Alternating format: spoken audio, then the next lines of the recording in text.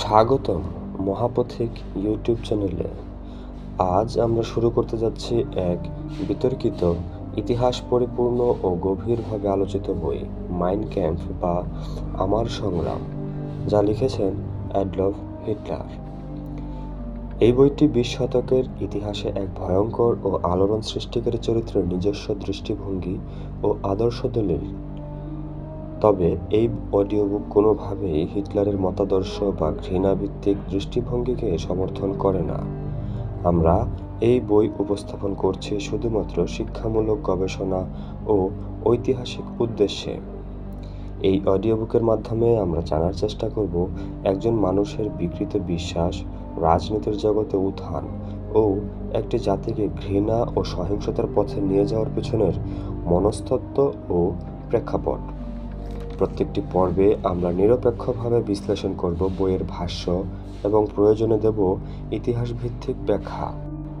আপনি যদি ইতিহাস জানতে আগ্রহী হন, মানব সভ্যতার ভুলগুলো থেকে শিক্ষা নিতে চান, তাহলে এই সিরিজটি আপনার জন্য। আসুন সতর্ক ও সচেতন মন নিয়ে শুরু করি এই ইতিহাস পাঠের যাত্রা। প্রথম অধ্যায়, ধূসর অতীত। মা বাবার সঙ্গে। ইন নদীর তীরে ব্রুনাই গ্রামে জন্মেছিলাম বলে আজ নিজেকে ভাগ্যবান বলে মনে করি। ব্রুনাই শহর ছোট্ট গঞ্জ শহর, সাদামাটা হলেও জায়গা হিসেবে গুরুত্বপূর্ণ ঠিক দুটো প্রদেশের মাঝে। এই দুই প্রদেশের একত্রীকরণের জন্য যে কোনো উপায়েই আমাদের সারাটা জীবন উৎসর্গ করা উচিত। জার্মান এবং অস্ট্রিয়াকে একই পতাকা তলে নিয়ে আসতে হবে। হ্যাঁ, তা ছলে বলে অথবা যে কোনো রকম কৌশল প্রয়োগ করে। যদিও অর্থনৈতিক দিক থেকে বিচার করলে অস্ট্রিয়াকে জার্মানির পতাকা তলে না আনাটাই উচিত, হয়তো বা চরম বোকামি, কারণ সেদিক থেকে উভয়ই চরম অসুবিধায় পড়বে। তবু একত্রীকরণ করা চাই যে কোনো মূল্যে এবং উপায়ে। দুদেশের লোকের ধমনীতে যখন একই রক্ত প্রবাহিত, তখন তাদের সবাইকে এনে জার্মানির পতাকা তলে দাঁড় করাতে হবে। নিজেদের সন্তানেরা যদি একত্রে পাশাপাশি দাঁড়াতেই না পারে, তবে বিদেশি রাষ্ট্রের জয়ের চিন্তাটা নিছক বাতুলতা। যখন জার্মানরা নিজেদের রাষ্ট্রের ফসল নিজেদের উদর পূর্তি করতে পারবে না, তখন অন্য রাষ্ট্রের দিকে হাত বাড়ানো উচিত। অবশ্য লাঙলটাকে উল্টো করে যখন তরবারি হিসেবে তা ব্যবহার করতে হবে। যুদ্ধের সময় স্বজন হারানো চোখের জলে উত্তরকালের জার্মানদের জন্য সৃষ্টি করবে দৈনন্দিন জীবনে বেঁচে থাকার রসদ রুটি। সুতরাং নাও ছোট্ট গঞ্জ শহর হলেও আমার কাছে তার গুরুত্ব অনেক বেশি। তাছাড়া ওই গঞ্জ শহরটার ঐতিহাসিক একটা মূল্য আছে। যখন আমরা পিতৃভূমি জার্মানি বিদেশিদের হাতে লাঞ্ছিত, চরম অবমাননায় নিমজ্জিত, তখন এই দুর্যোগের দিনে জোহান্স পাম, একজন বই বিক্রেতা দেশপ্রেমিককে এই ব্রুনাওয়ের মাটিতে নৃশংসভাবে হত্যা করা হয়।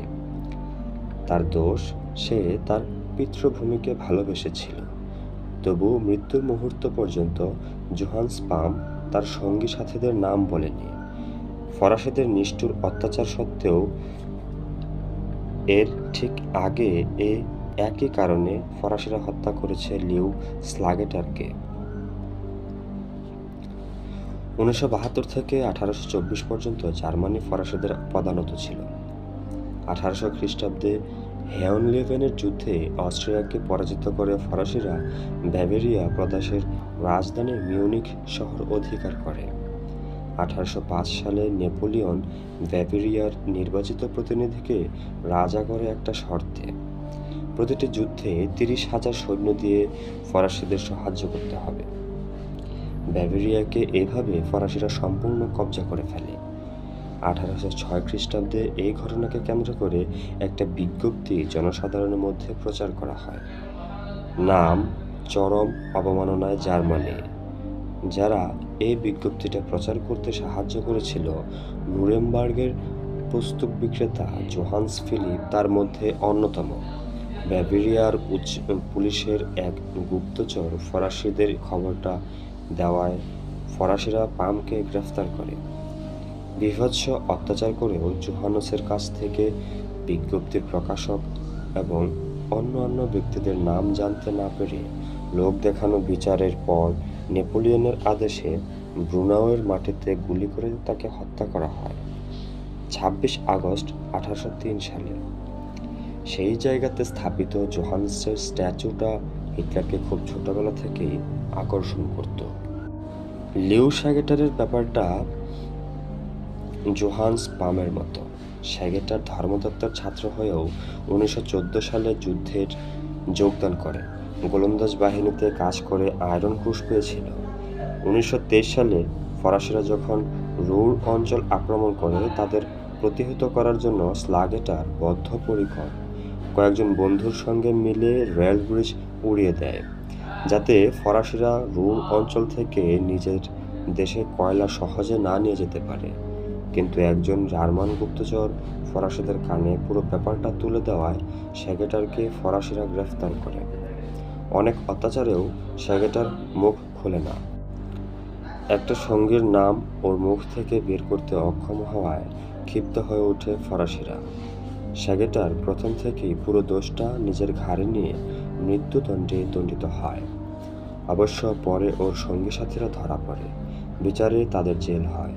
1923 সালের 26শে মে শ্যাগেটারকে ফায়ারিং স্কোয়াডের সামনে এনে দাঁড় করানো হয়। এ সময়ে সভারে জার্মানির স্বরাষ্ট্রমন্ত্রী হয়েও ব্যাপারটাতে হস্তক্ষেপ করতে অস্বীকার করে। শ্যাগেটার রুর প্রতিরোধের প্রধানতম শহীদ আর ন্যাশনাল সোশ্যালিস্ট মুভমেন্টের অন্যতম নায়ক হিসেবে অল্পদিনের মধ্যেই খ্যাতি লাভ করে। অল্প বয়স থেকেই শ্যাগেটার এর সদস্য ছিল। তার সদস্য নম্বর ছিল 61। ইন নদীর তীরে ও ছোট গঞ্জ শহর শহীদদের স্মৃতিতে পবিত্র। গত শতাব্দীর শেষের দিকে আমার বাবা মা এখানেই বসবাস করতে আসেন। বাবা পুরো দস্তুর সরকারি কর্মচারী ছিলেন এবং তার কর্তব্য কর্ম পালনে এতটুকু শিথিল্য ছিল না। মা প্রাণপণে আগলে রাখতেন সংসারটাকে, ছেলে মেয়েদের সবসময় স্নেহ মমতায় ঘিরে রাখতেন। কিন্তু ব্রুনাওয়ের স্মৃতি আমার মনে আয়নার মতো তত উজ্জ্বল নয়, কারণ কয়েক বছর পরে বাবাকে সেই ইন নদীর তীরের গঞ্জ শহর ছাড়তে হয়। এই উপত্যকার আরও নিচের দিকে শহর পাসুতে নতুন কর্মভার নিয়ে বাবা চলে আসেন। পাসু পুরোপুরি জার্মানির মধ্যে। তৎকালে অস্ট্রিয়ার সরকারি কর্মচারীদের চাকরিতে ঘন ঘন বদলি করা হতো, অর্থাৎ যাযাবরের মতো আজ এখানে কাল সেখানে। কিছুদিন পরেই বাবাকে বদলি করা হয় পাস থেকে লিনৎসে। এখানেই বাবা সরকারি কর্ম থেকে অবসর নেন। পেনশনের কটা টাকার উপর ভরসা করে জীবন পার করতে হবে, অর্থাৎ বৃদ্ধ হলেও পরিশ্রমের হাত থেকে রেহাই নেই। আমার বাবা ছিলেন খুব গরিব ঘরের ছেলে। ঠাকুরদার সম্পত্তি বলতে একমাত্র ছোট্ট একটা কুঠির। দারিদ্রতাই বোধহয় বাবাকে জন্ম থেকে চঞ্চল করে তুলেছিল। মাত্র 13 বছর বয়সে একটা থলে কাঁধে ঝুলিয়ে তাই বাবা ঘর ছেড়ে বেরিয়ে পড়েছিলেন ভিয়েনার উদ্দেশ্যে। 3টে মাত্র গার্লডেন পকেটে সম্বল। 17 বছর বয়সে অত্যন্ত কঠোর পরিশ্রম করে বাবা কারিগর হন। কিন্তু ততদিনে জলমলে শহর ভিয়েনা বাবার দৃষ্টিভঙ্গি পাল্টে দিয়েছে। ছোটবেলা যার একমাত্র স্বপ্ন ছিল গ্রামের গির্জার ফাদার হওয়ার, সেই সব স্বপ্ন ততদিনে মুছে গেছে। কারিগর হয়ে জীবন ধারণের যে গ্লানি, তার থেকে মুক্তি পাওয়ার জন্য বাবা শুরু করেন অবিরাম পরিশ্রম। সরকারি চাকরি পাওয়ার যোগ্যতা যে করেই হোক অর্জন করতে হবে। 23 বছর বয়সে বাবা সেই যোগ্যতা অর্জন করে নিজের গ্রামে ফিরে আসেন। দেহ মনের সমস্ত শক্তি দিয়েও বাবা নিজের জীবনের প্রতিজ্ঞা এভাবে পূরণ করেছিলেন।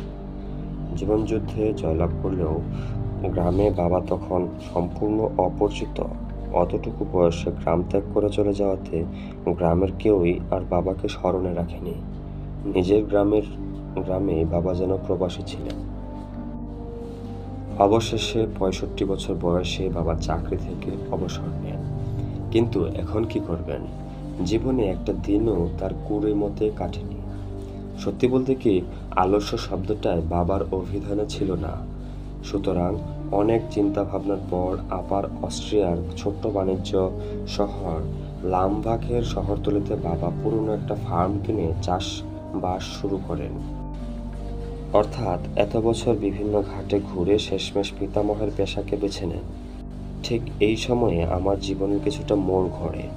লামবাখের উদার প্রান্তর বাড়ি থেকে অনেকটা দূরে হেঁটে স্কুলে যাওয়া। কয়েকটা বেপরোয়া ছেলের সঙ্গেও এ সময় বন্ধুত্ব হয়।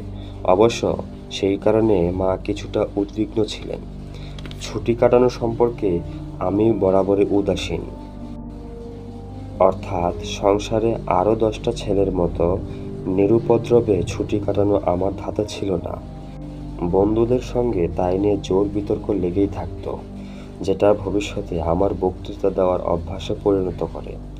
লামবাফে থাকাকালীন আমার আরেকটা অভ্যাস গড়ে ওঠে। নিয়মিত সেখানকার গির্জায় গিয়ে ধর্মীয় সঙ্গীত অথবা আলোচনায় অংশ নিয়ে দেখেছিলাম কী করে মানুষের অনুভূতিশীল মনটাকে অনুভূতির চরমে নিয়ে যেতে হয়। অবশ্যই বাবার নিজের জীবনেও ছোটবেলায় আকাঙ্ক্ষা ছিল নিজের গ্রামের চার্চের ফাদার হওয়া। আমার জীবনে আমিও সেটাকে জীবনের সবচেয়ে কাম্য বলে ধরে নিয়েছিলাম, কিন্তু বাবা কিছুতেই তাতে সায় দেননি। অর্থাৎ আমার ছেলেমানুষি কল্পনাকে বাবা কোনো রকম আমল দিতে প্রস্তুত ছিলেন না। আমার জীবনের সংঘাত বোধহয় এই অধ্যায়ের শুরু হয়। বাবার বইপত্রগুলো নাড়াচাড়া করতে করতে কয়েকটা বইয়ের বিজ্ঞাপন আমার নজরে আসে। সেই বইগুলো সবই মিলিটারি বিষয় সংক্রান্ত। বিশেষ করে একটা বই তো আমাকে ভীষণভাবে আক্রমণ করে। বইটি জনপ্রিয় ফ্রাঙ্কো জার্মান যুদ্ধের ইতিহাস 1870 থেকে 71। দুটো পর্বে লেখা বইটি, চিত্রিত যুদ্ধের তথ্যপঞ্জিতে ঠাসা। এই বইটি পড়তে আমি সবচেয়ে বেশি আনন্দ পেতাম। আর এই বইটি পড়েই কতগুলো প্রশ্ন আমার মনে জেগে ওঠে, মনের ভিতরে প্রচণ্ড আলোড়ন এনে দেয়। যুদ্ধ সংক্রান্ত যা কিছু পেতাম সেই বয়স থেকেই তা গোগ্রাসে গিলতে শুরু করি। কিন্তু যুদ্ধ বিষয়ক এত বই পড়া সত্ত্বেও ফ্রাঙ্কো জার্মান বইটি আমাকে বেশি ভাবিয়ে তোলে। তার মানে যেসব জার্মান সেই 1870 বা 71 সালের যুদ্ধে অংশগ্রহণ করেছিল আর যারা অংশ নেয়নি, উভয় পক্ষেই জার্মানি হওয়া সত্ত্বেও কি তাদের মধ্যে কিছু ফারাক ছিল? আর যদি না থাকে, কেন তারা একই পতাকার নিচে এসে জমায়েত হলো না? অস্ট্রিয়াই বা কেন সেই যুদ্ধে অংশ নিল না? আমার বাবাও সে যুদ্ধে যায়নি। তাহলে কি আমরা আর অন্যান্য জার্মানরা যারা যুদ্ধে অংশ নিয়েছিল তারা এক নয়? এসব সূচিমুখ জিজ্ঞাসাগুলো আমার ছোট মস্তিষ্কটাকে চঞ্চল করে তুলল। অনেককে জিজ্ঞেস করে বুঝলাম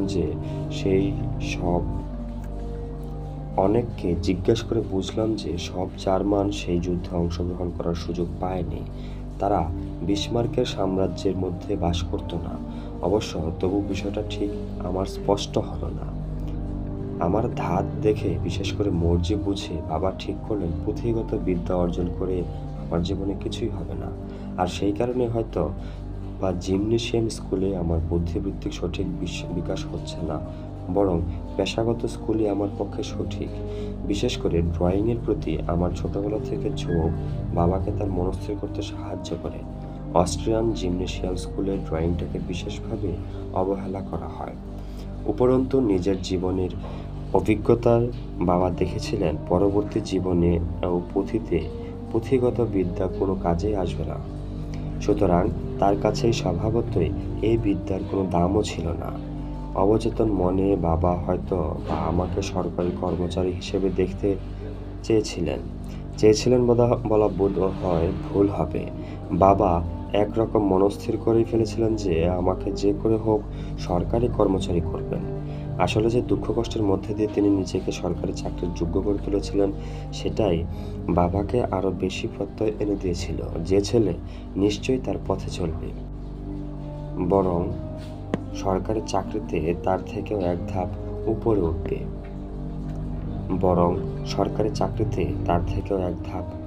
উঠবে। কিন্তু বাবা স্বপ্নেও ভাবতে পারেননি যে তার প্রস্তাব আমি অগ্রাহ্য করব।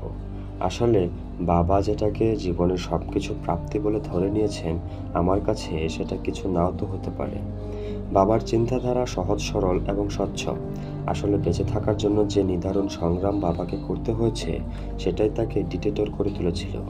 সুতরাং তার মতামতের কাছে জীবন সম্পর্কে নতুন, সম্পূর্ণ অনভিজ্ঞ এ বয়সে ছেলের মতামতের কতটুকু বা মূল্য থাকতে পারে, বিশেষ করে আগামী ভবিষ্যতের পথ বেছে নেওয়ার ব্যাপারে। কিন্তু তবুও তিনি পারলেন না। আমারও তখন জেদ চেপে গেছে। 11 বছর বয়সের জীবনে প্রথম সেই 11 বছর বয়সে জীবনে সেই প্রথম বাবার মতামতকে অগ্রাহ্য করলাম। ভয় অথবা স্নেহ কিছুই আমাকে আমার সিদ্ধান্ত থেকে টলাতে পারে না। বাবার তুলে ধরা রঙিন ছবি আকর্ষণ করা দূরে দূরে থাক, আমাকে আরও বেশি বিদ্রোহী করে তোলে। সারা জীবন টুলে বসে দরখাস্ত সাজিয়ে আলমারিতে তুলে রাখা আর যার দ্বারা হোক আমার দ্বারা কিছুতেই সম্ভব নয়। সহজেই অনুমেয় চলতি পথে ভালো ছেলে বলতে যা বোঝায় আমি তা ছিলাম না। সুতরাং কী ধরনের চিন্তার মেঘ আমার মনে আকাশে আনাগোনা করতে পারে। স্কুলের দেওয়া পড়াশোনা অতি অল্প সময়ের মধ্যে শেষ করে আমার হাতে প্রচুর সময় থাকতো, যেগুলো আমি চার দেয়ালে বন্দি না থেকে উদার প্রান্তরে খোলা হাওয়ায় ঘুরে বেরিয়ে বেহিসেবি খরচা করতাম। আজ যখন রাজনৈতিক বিরুদ্ধবাদী দল আমার ব্যক্তিগত জীবনে উকি ঝুঁকি দিয়ে প্রমাণ করতে চেষ্টা করে যে আমার ছেলেবেলা কত রকমের চালাকের মধ্য দিয়ে কেটেছে, আমার তখন হাসি পায়। সত্যি বলতে কি, আমার ছেলেবেলার স্মৃতি, সুখ স্মৃতি আজও আমাকে এগিয়ে যাবার প্রেরণা দেয়। বর্তমানে জটিল জগৎ থেকে সেদিনের কথা ভেবে মুহূর্তের জন্য হলেও যেন মুক্তি পাই। পেশাগত স্কুলে ভর্তি হয়েও আমার দিনগুলি পরিবর্তন ঘটে না, কিন্তু আরেক ধরনের দ্বন্দ্ব এসে মনটাকে জুড়ে বসে। যতদিন বাবা আমাকে সরকারি কর্মচারী করে তুলতে চেয়েছেন ততদিন পর্যন্ত মনের দিক থেকে দ্বন্দ্বটা সোজা ছিল। অন্তত আমার দিক থেকে সরকারি চাকরি করব না এই প্রতিজ্ঞাটাই এক দিক থেকে মনের সুমুখ ঘুরিয়ে দেওয়ার পক্ষে যথেষ্ট। কিন্তু যখন স্থির করলাম যে আমি কি করতে চাই, তখনই চরম মানসিক দ্বন্দ্বে ভুগতে শুরু করি, বিশেষ করে বাবার কাছে তা উপস্থিত করতে। তখন আমার বয়স 12। কি করে বলতে পারবো না, তবে সেই বয়সেই মনস্থির করে ফেলেছে যে আমাকে শিল্পী হতেই হবে। হতে পারে ড্রয়িংয়ে আমার হাত পাকা ছিল বলে ভেবেছিলাম শিল্পী হওয়ায় আমার পক্ষে উপযুক্ত কাজ, কিন্তু বাবাকে বলি কি করে। যাই হোক, মনের দিক থেকে প্রস্তুত হয়ে নিয়ে বাবার কাছে গিয়ে দাঁড়ালাম। বললাম, আমি শিল্পী হতে চাই। তুমি শিল্পী হতে চাও মানে? বাবা বিস্ময়ে বিমূঢ়। বাবার তখন পর্যন্ত দৃঢ় সন্দেহ যে আমি প্রকৃতিস্থ কিনা। বাবা তখন ভাবছেন আমার কথা ঠিক বুঝতে পারেননি অথবা ভুল শুনেছেন। কিন্তু আমি যখন পুরো ব্যাপারটা বিস্তারিত খুলে বললাম, বাবা প্রথমে গম্ভীর হয়ে গেলেন, তারপর তার চরিত্র অনুসারে পুরোপুরি অগ্রাহ্য করলেন। বাবার সোজাসুজি মত, এ হতে পারে না, হওয়া সম্ভব নয়। না, আমি বেঁচে থাকতে এ হতে পারে না। স্বাভাবিকভাবে পিতার চরিত্রে কিছুটা যেমন ছেলের চরিত্র বর্তায়, তাই তার চারিত্রিক দৃঢ়তা জন্ম থেকে আমিও কিছুটা পেয়েছিলাম। আমিও প্রত্যয়ের সঙ্গে বাবার কথার প্রতিবাদ করি, আমাকে যেমন করে হোক শিল্পী হতেই হবে। সুতরাং পরিস্থিতিটা বেশ ঘোরালো এবং জটিল হয়ে ওঠে। বৃদ্ধ ভদ্রলোক আমার উপরে প্রচণ্ড রেগে গেলেও আমি বাবাকে ভালোবাসতাম। বাবা আমাকে শিল্পী হতে যত বাধা দিতে লাগলেন, আমিও মনস্থির করতে লাগলাম যে এছাড়া অন্য কোনো রকম পড়াশোনা করব না। শেষ পর্যন্ত ব্যাপারটা রীতিমতো টানাপোড়েনের হয়ে ওঠে।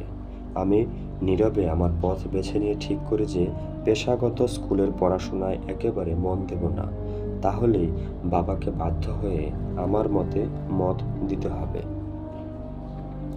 অবশ্য জানি না অঙ্ক ঠিক ছিল কিনা, কিন্তু আমার স্কুলের অমনোযোগিতা দিনের আলোর মতো স্পষ্ট হয়ে ওঠে। আসলে স্কুলে যে বিষয়ে আমার আকর্ষণ ছিল অথবা ভাবতাম ভবিষ্যতে শিল্পী হতে গেলে কাজে লাগবে, সেটাতেই শুধু মন দিতাম, আর বাকিগুলো স্রেফ বাদ। সুতরাং স্কুলের ফলাফলও সেই ধরনের হলো। একটা বিষয়ে হয়তো খুব ভালো নম্বর পেলাম, আর একটাতে আবার সাধারণ মানের চেয়েও নিচে। বিশেষ করে ভূগোল আর ইতিহাসে আকর্ষণ আমার বরাবরের মতোই কম। এত বছর পরেও পিছনে ফিরে তাকালে দুটো জিনিস বুঝতে পারি। প্রথমত, সেই বয়সে আমি প্রচণ্ড রকমের জাতীয়তাবাদী হয়ে উঠি। দ্বিতীয়ত, তখনই ইতিহাসের প্রকৃত অর্থ অনুধাবন করতে সক্ষম হই। পুরনো অস্ট্রের অধিবাসীরা তখন মিশ্রিত জাত। বিশেষ করে ফ্রাঙ্কো জার্মান যুদ্ধের বিজয়ী জার্মানরা যুদ্ধে অংশগ্রহণ না করে জার্মানদের হেয় নজরে দেখত, ভাবত যুদ্ধ করার উপযুক্ত ওরা নয়। আর সেই কারণেই সীমান্তের অপর পারের জার্মানদের সঙ্গে জার্মানিদের অভ্যন্তরীণ জার্মানরা কোনো রকম যোগাযোগ রাখত না। জার্মান রাষ্ট্রের জার্মানরা একবার ভেবেও দেখেনি যে অস্ট্রিয়ার জার্মানরা যদি নিজেদের সত্যিকারের জার্মান বলে না ভাবত, তবে কখনই 52 মিলিয়ন জার্মান আমরা বলতে পারতাম না। ব্যাপারটা এতই স্পষ্ট যে অনেক জার্মান নাগরিক জার্মান রাষ্ট্রের ভেতর থেকেও অস্ট্রিয়াকে জার্মানির একটা অংশ বলে ভাবত। যা হোক, পূর্ব সীমান্ত অর্থাৎ জার্মান অস্ট্রিয়ার 10 মিলিয়ন অধিবাসী নিজেদের জার্মান বলেই মনে প্রাণে জানত। জার্মানির অভ্যন্তরে খুব অল্প জার্মানি জানত কত কষ্টে এই 10 মিলিয়ন জার্মান তাদের নিজস্ব জার্মান ভাষা, সংস্কৃতি, স্কুল ইত্যাদিকে বাঁচিয়ে রেখেছে। আজকে যখন জার্মান জাতির একটা বিরাট অংশ বিদেশি শাসকের পদানত হয়ে মাতৃভাষার অধিকারের জন্য মরণপণ যুদ্ধ করে চলেছে, শুধু তখনই জার্মানির ভেতরকার জার্মানরা উপলব্ধি করেছে যে সত্যিকার সংস্কৃতি জানার জন্য, নিজেদের ভাষা রক্ষার জন্য অস্ট্রিয়ায় জার্মানরা কতখানি বদ্ধপরিকর। আর বর্তমানে হয়তো তারা বুঝতে পারছে বিদেশি পদানত হয়ে নিজেদের সংস্কৃতি এবং মাতৃভাষাকে বাঁচিয়ে রাখা কতখানি কষ্টকর। সব জায়গায় এসব ব্যাপারে যা হয়ে থাকে, অস্ট্রিয়াতে তার ব্যতিক্রম হবে কেন? এই মাতৃভাষাকে বাঁচিয়ে রাখার ব্যাপারে 3টি দল পুরোপুরি সক্রিয়। এক দল যারা মাতৃভাষাকে বাঁচিয়ে রাখতে, এগিয়ে নিয়ে যেতে জীবনপণ করেছে, আরেক দল যারা সুবিধাবাদী, আর তৃতীয় দল হলো বিশ্বাসঘাতক জুডাস। বিশেষ করে স্কুলগুলোকে কেন্দ্র করেই ব্যাপারটা চরমে ওঠে। আসলে আজকের চারা গাছগুলোই তো সব ভবিষ্যতের মহিরহ। তাদের অপরিণত মস্তিষ্কে যেন 3 প্রকারের জিনিসটা গেঁথে দিতে হবে, তাহলেই কেল্লাফতে। সুতরাং স্কুলে স্কুলে জার্মান শিশুদের উদ্দেশ্যে বক্তৃতা দেওয়া শুরু হয়ে যায়। জার্মান ছেলেরা, ভুলে যেও না যে তোমাদের ধমনীতে জার্মান রক্ত প্রবাহিত। জার্মান মেয়েরা ভুলে যেন না যায় ভবিষ্যতে জার্মান সন্তান তোমার গর্ভে ধারণ করবে, ইত্যাদি। সমস্ত ব্যাপারটাতে আশ্চর্যজনক ফল পাওয়া যায়। জার্মান ছেলেরা অজার্মান গান গাইতে আপত্তিকর করে, নিষিদ্ধ জার্মান রাজ্যের ছাপ মারা পোশাক পরতে শুরু করে দেয়, অজার্মান শিক্ষকদের কাছে পড়া পর্যন্ত বন্ধ হয়ে যায়, এমনকি জল খাবারের পয়সা বাঁচিয়ে পর্যন্ত বড়দের হাতে তুলে দেয়, যাতে এই সংগ্রামকে আরও বেশি জোরদার করা যায়, এগিয়ে নিয়ে যাওয়া যায়। এর জন্য যে কোনো রকম দৈহিক শাস্তি ওরা হাসি মুখে বরণ করে নিত। এভাবেই সে যুদ্ধে অতি অল্প বয়সে আমি জড়িয়ে পড়লাম। সাউথ ফ্রন্টিয়ার লীগ অথবা স্কুল লীগের জমায়েতে আমরা গমের শীষ ছাপ মারা কালো লাল সোনালি রঙের জামা পরে দলের প্রতি আমাদের বিশ্বস্ততা দেখালাম। আমরা পরস্পরকে অভ্যর্থনা করতে হাইল শব্দটা উচ্চারণ করতাম। অস্ট্রিয়ার জাতীয় সঙ্গীতের বদলে এসব জামায়াতে আমরা জার্মান জাতীয় সঙ্গীত ডয়েচল্যান্ড ইভার আলে অর্থাৎ সবার উপরে জার্মানি গাইতাম। এসবের জন্য কোনো রকম শাস্তি বা জরিমানা আমরা গায়েই মাখতাম না। যে সময় একদল শিশু জাতীয়তাবাদী মন্ত্রে রীতিমতো দীক্ষিত ও উৎসর্গকৃত, তখন অস্ট্রিয়ার লোকেরা নিজেদের ভাষা ছাড়া জাতীয়তাবোধ বলতে আর কিছুই বুঝত না। এসব ঘটনাগুলো আমাকে অত্যন্ত দ্রুত বেগে জাতীয়তাবাদের দিকে টেনে নিয়ে যায়। তখন আমার বয়স 15 বছর, কিন্তু এ ধরনের কাজে আমার সেই সময় রীতিমতো উৎসাহ, জীবনের স্বাদ পেয়ে গেছি। যারা সেই সময় পৃথিবীর খবর জানে না অথবা হামবুর্গ শাসক সম্প্রদায় সম্পর্কে অজ্ঞ, তাদের পক্ষে ব্যাপারটা বোঝা সম্ভব নয়। ইতিহাসের মধ্যে বিশ্ব ইতিহাসটাই বিশেষভাবে অস্ট্রিয়ার স্কুলে পড়ানো হতো। অস্ট্রিয়ার নিজস্ব ইতিহাস খুব সামান্য। সত্যি বলতে কি, অস্ট্রিয়ার ভাগ্য জার্মানির উন্নতি বা অস্তিত্বের সঙ্গে এক সূত্রে বাঁধা ছিল। সুতরাং অস্ট্রিয়ার নিজস্ব ইতিহাস বলতে প্রায় কিছুই ছিল না। আগেকার সমাজে যখন দ্বিতীয় ফ্রান্সিস পবিত্র রোমান সাম্রাজ্যের জার্মান অধীশ্বর রূপে নেপোলিয়নের আদেশে নির্বাচিত হন, তখন তার মুকুট এবং রাজদণ্ড রাজার প্রতিভূ স্বরূপ ভিয়েনায় রক্ষিত হয়। এই জিনিসগুলো জাতীয়তাবাদী জার্মানদের উদ্বুদ্ধ করতে ঠিক ম্যাজিকের মতো কাজ করেছিল। 1918 সালে হামবুর্গ সাম্রাজ্য ভেঙে টুকরো টুকরো হয়ে গেলে অস্ট্রিয়ার জার্মানরা অনেক চেষ্টা করে ফাদারল্যান্ড অর্থাৎ পিতৃভূমি জার্মানির সঙ্গে মিলিত হওয়ার। সেই লক্ষ লক্ষ অস্ট্রিয়ার জার্মানিদের নিজেদের পিতৃভূমিতে ফেরার জন্য যে আকুল ক্রন্দন উঠেছিল, একমাত্র ইতিহাসের বুকে কান পেতে শোনা ছাড়া তার আর কোনো উপায় নেই। কেউ বুঝতেও পারবে না সেই সময় অস্ট্রিয়ার প্রতিটি জার্মান কি চরম হতাশার মধ্যে দিয়ে নিজেদের দিনগুলি পাড়ি দিয়েছে। সে গভীর ক্ষতের দাগ এখনো পর্যন্ত অস্ট্রিয়ার জার্মানদের মুখ থেকে মুছে যায়নি। স্কুলে বিশ্ব ইতিহাস যেভাবে শিক্ষা দেওয়া হতো তা মোটেই উপযুক্ত নয়। মুষ্টিমেয় শিক্ষকই উপলব্ধি করতে পারত শুকনো কটা দিন, তারিখ আর পঞ্জির মধ্যে আবদ্ধ যে ইতিহাস, সেটা জাতির ইতিহাস নয়। কবে কোথায় যুদ্ধ হয়েছে, কোন মার্শাল কত তারিখে মারা গেছে, অথবা কোন দিনে কার মাথার কোথার রাজমুকুট চড়েছে, এসব খবরাখবর একটা জাতির ইতিহাসে কতটুকু মূল্য? ইতিহাস অর্থ হলো কোনো বিশেষ ঘটনা কেন এবং কিভাবে একটা জাতির জীবনের মোড় ঘুরিয়ে দিয়েছিল সেইটাকে জানা। আর ইতিহাস পড়া উচিত বিশেষ দরকারি জিনিসটাকে মনে রাখা, অদরকারি বিষয়টা ভুলে যাওয়া। সম্ভবত এই সময়ে আমার ভবিষ্যৎ আমি স্থির করে ফেলি। তার জন্য যার কাছে আমি সম্পূর্ণ ঋণী তিনি হলেন আমার স্কুলের শিক্ষক ডক্টর লিওপোল্ড পোয়েটি। লিৎজা স্কুলের যে গুণগুলোর সমন্বয় ঘটলে সত্যিকার ইতিহাসের শিক্ষক হওয়া যায়, তার মধ্যে সেইগুলো যেন মণিকাঞ্চন যোগ ঘটেছিল। বয়সে বৃদ্ধ, দেখলে বোঝার উপায় নেই যে এত দয়ালু হৃদয়ের মানুষ। চমৎকার বলার ভঙ্গি, কথার মধ্যে দিয়ে যেন হাজার বছর পেছনে আমাদের নিয়ে যেতেন। নিজের ভেতরকার উৎসাহটাকে ছাত্রদের মধ্যে সঞ্চারিত করার অদ্ভুত ক্ষমতা তার ছিল। পড়াশোনার সময়ে বর্তমানকে ভুলিয়ে দিয়ে আমাদের নিয়ে যেতেন সুদূর এক ধূসর অতীতে। মন্ত্রের মতো সেই পুরনো দিনের ইতিহাসের ঘটনার মিছিল ওর বলার ভঙ্গিতে আমাদের চোখের সামনে ভেসে উঠত। তারা যেন কথা বলতো, আমাদের সঙ্গে নিয়েই তিনি সেই ইতিহাসের রাজ্যে বিচরণ করতেন। ইতিহাসের উপমাও ইতিহাস থেকেই দিতেন, বর্তমান কোনো ঘটনার সঙ্গে নয়। আমরা এমন তন্ময় হয়ে যেতাম যে অনেকের পক্ষে অশ্রু সংবরণ করা সম্ভব হতো না। আমরা সত্যি বলতে কি, ওর জন্য বোধহয় ইতিহাস আমাকে এমন প্রচণ্ডভাবে আকর্ষণ করেছিল।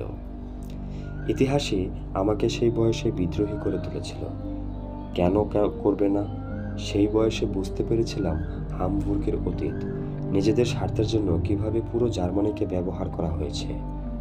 হামবুর্গের শাসক সম্প্রদায় শুধু জার্মানদের দিয়ে নিজেদের স্বার্থই হাসিল করে নিয়েছে, প্রয়োজন ফুরিয়ে গেলে তাদের দিকে ফিরেও তাকায়নি। হাবলবুর্গের অতীতের ইতিহাস আর আজকের মধ্যে এতটুকু ফারাক নেই। সেই একই ধারায় শোষণের পুনরাবৃত্তি ডক্টর লিওপোল্ড পোয়েটি চোখে আঙুল দিয়ে দেখিয়ে দেন। উত্তর ও দক্ষিণ থেকে বিদেশি রক্তের জীবনগুলো জার্মানদের নিয়ত করে কুড়ে কুড়ে খাচ্ছে। এমনকি ভিয়েনা পর্যন্ত অজার্মান শহর হয়ে উঠেছে। শাসক সম্প্রদায়ের প্রতিটি সুযোগে চেকদের প্রতি, বিশেষ করে এগুলোই অস্ট্রিয়ার অভ্যন্তরে চরম জার্মান জাগরণ টেনে আনে। আর্চডিউক ফ্রাঞ্জ ফার্দিনান্দ নিজের তৈরি গুলিতে নিজের প্রাণ হারায়, কারণ অস্ট্রিয়াকে পুরোপুরি স্লাভদের সাম্রাজ্য গড়ে তুলতে তার চেষ্টার অন্ত ছিল না। অস্ট্রিয়ার জার্মানদের জন্য এর জন্য প্রচুর রক্ত এবং অর্থ ক্ষয় করতে হয়েছিল, এবং তা তারা করেছিল হাসি মুখেই। কিন্তু যখন দেখত হাসবুর্গ হিপোক্রেসিতে জার্মানরা ধরে বসে আছে যে অস্ট্রিয়ায় জার্মানেরই একটা প্রদেশ মাত্র, তখন অস্ট্রিয়ার জার্মানরা নিরাশ না হয়ে পারেনি। অবশ্য এই নিরাশা তাদের প্রতিজ্ঞা থেকে দূরে সরিয়ে নিয়ে যায়নি, বরং হাবলুর্গ নামক সম্প্রদায়ের প্রতি বিদ্রোহী করে তুলেছে। কিন্তু সবচেয়ে আশ্চর্যের ব্যাপার, তখন জার্মান সাম্রাজ্যের শাসকরা যেন চোখ বন্ধ করে বসেছিল। পুত গন্ধময় মৃতের পাশে দাঁড়িয়ে সেটাকে জীবন্ত রূপে কল্পনা করে আত্মপ্রসাদ লাভ করেছিল। আর দুয়ের এ বন্ধুত্বের মাঝে বিশ্বযুদ্ধের বীজাণু উপ্ত ছিল, যার পরিণতি সত্যিকারের বিশ্বযুদ্ধ। এবার সমস্যাটার বিস্তারিতে আসা যাক। ছোটবেলা থেকে যে ধারণা আমার মনের ভিতরে বদ্ধমূল হয়েছিল, দিনে দিনে সেটা আরও দৃঢ়ভাবে গাঁথতে থাকে এবং সঙ্গে সঙ্গে আমি কয়েকটা ধারণায় দৃঢ় হই। প্রথমত, জার্মান সাম্রাজ্যের বুনিয়াদ শক্ত করতে হলে অস্ট্রিয়া সাম্রাজ্যের ধ্বংস আবশ্যক, নইলে জার্মান সাম্রাজ্যের ভিত ভেঙে পড়বে। দ্বিতীয়ত, জাতীয়তাবাদী মানে রাজবংশীয়দের প্রতি আনুগত্য নয়। শেষে হাসবুর্গ প্রাসাদ জার্মানির ভাগ্যকাশে শনিগ্রহ বিশেষ।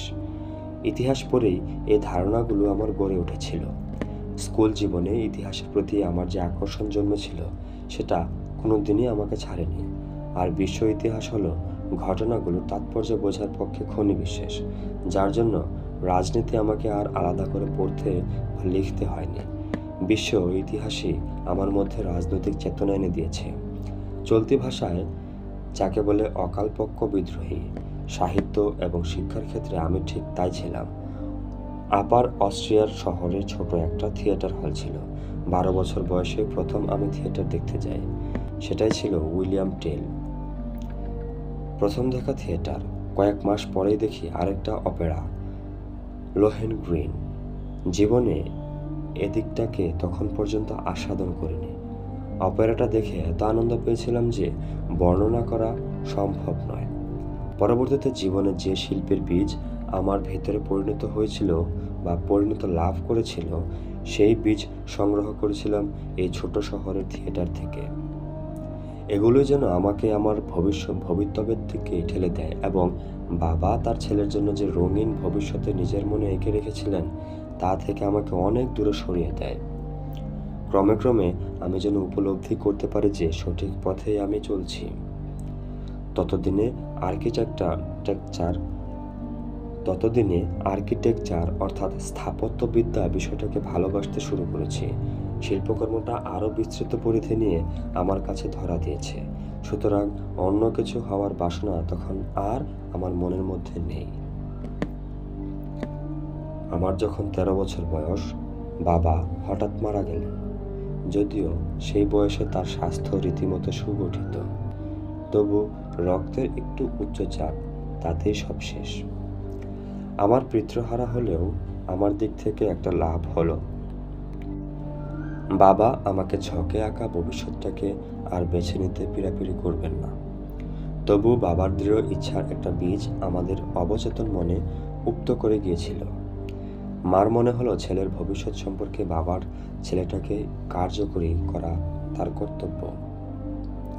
আমার লেখাপড়ার প্রবাহটার গতিমুখ এমনই দিকে ঘুরিয়ে দিতে হবে যাতে ভবিষ্যতে আমি সরকারি চাকরির উপযুক্ত হয়ে উঠি।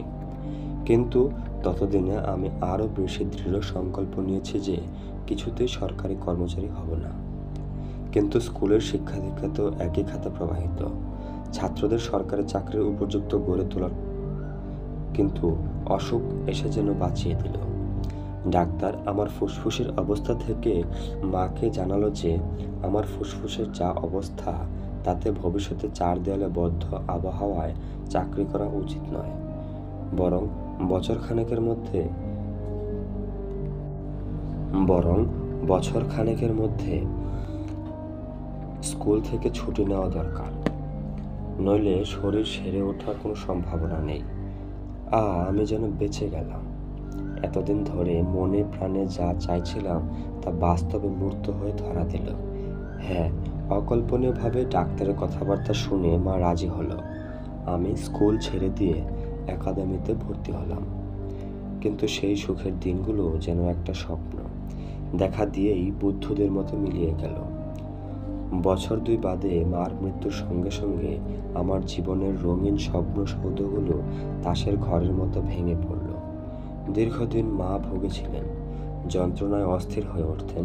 তখনই বুঝেছিলাম মা আর বেশি দিন বাঁচবেন না। যদিও মার মৃত্যু খুব একটা অকস্মাৎ নয়, তবু জীবনে প্রচণ্ড একটা ধাক্কা খেলাম। বাবাকে শ্রদ্ধা করতাম, কিন্তু মাকে ভালোবাসতাম। দারিদ্রতা আর নিষ্ঠুর বাস্তব করাল রূপ ধরে আমার সামনে এসে দাঁড়ালো। সংসারে সঞ্চয় বলতে যা ছিল, মার দীর্ঘ রোগভোগের সময়ই তা নিঃশেষ। অনাথ হিসেবে সরকারি তহবিল থেকে যা পেতাম তা আমার বেঁচে থাকার পক্ষে যথেষ্ট নয়। সুতরাং রুটির তাগাদা অনুভব করলাম। একটা ছোট চামড়ার সুটকেসে জামা কাপড় আর মনের ভিতরে অদম্য ইচ্ছেটাকে পুরে নিয়ে আমি ভিয়েনার রাস্তা ধরি। অজানা ভবিষ্যৎ আমার, যেমন আমার বাবা প্রায় 50 বছর আগে ভাগ্যকে ভবিষ্যতে হাতে ছেড়ে দিয়ে গ্রাম ছেড়ে বেরিয়ে পড়েছিলেন। তবু মনে দৃঢ়তা ছিল, জীবনে কিছু করবই, কিন্তু সরকারি চাকরি হব না। প্রথম অধ্যায় শেষ।